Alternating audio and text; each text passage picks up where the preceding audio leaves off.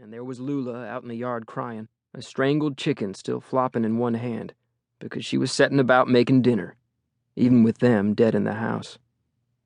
Me and Lula had been living out under a tree to stay out of the way of getting the pox, and we cooked out there and ate out there.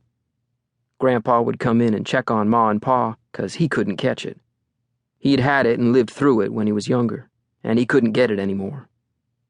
He caught it way up among the Cheyenne near the Wind River Range, which was nowhere close to where we were in East Texas. He got it the same way the Cheyenne did. Some infected blankets given to them by white folks as a kind of joke. He was a missionary and had lived up there with them. Both he and Grandma had it and lived, and then some years later Grandma was run over by a frightened cow near Gilmer, Texas, while she was trying to calm it down for milking.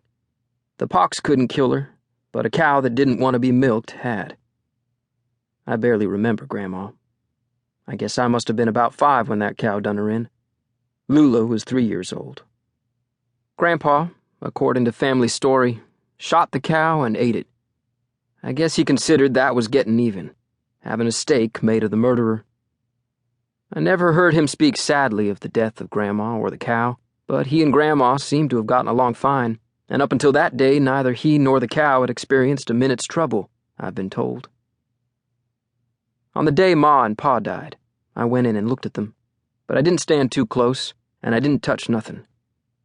They looked horrible, all pocked over and bloody where they had scratched, and those little odd blisters with the dents in the middle had broken open and bled. I rode our tired old mule over to Grandpa, who lived down from us a little ways, and he put on his dusty suit coat and hat and rode back beside me, driving his wagon. He brought with him some sacks of lime he had for his garden, and a couple of pine boxes he had already built, being pretty certain what was coming. He had also packed some bags and put them in the wagon too, but at the time I didn't know what that was about, and was too stunned to ask. If a pig had flown by with a deck of cards in its teeth, it wouldn't have fazed me. Me and Grandpa dug graves for Ma and Pa. Because Grandpa couldn't get the pox, he rolled them onto fresh sheets, dragged them out of the house, lifted them into those coffins, and poured lime on them. I helped him lower the coffins down in the holes with rope. He said when we were covering them up, he felt the lime would hold back the disease so it wouldn't spread from their bodies and give it to others. I don't know. I figure 6 feet of dirt helped quite a bit. We got them buried, and he preached some words over them with the Bible in his hand, but I couldn't tell you what section he preached from. I was too stunned to tell. And Lula looked as if her mind had gone to a place no one could find. She hadn't said anything since I found her with the dead chicken, which we had ended up tossing in a ditch. When he finished up with the preaching, he set fire to the house and put us in the wagon and started us out, my old mule tied on a rope line behind the wagon. "Where are we going?" I said, looking back at our blazing home. It was all I knew to say. Lula was all huddled up and not talking at all. Anyone didn't know her, they'd have thought she was a pretty mute. "Well, Jack," Grandpa said, without so much as looking over his shoulder, "we're not going back to that burning house, that's for sure. You're going on up to Kansas to stay with your Aunt Tessel." "I don't even know I've met her," Lula said, this being something that brought her out of her stupor and gave her a tongue.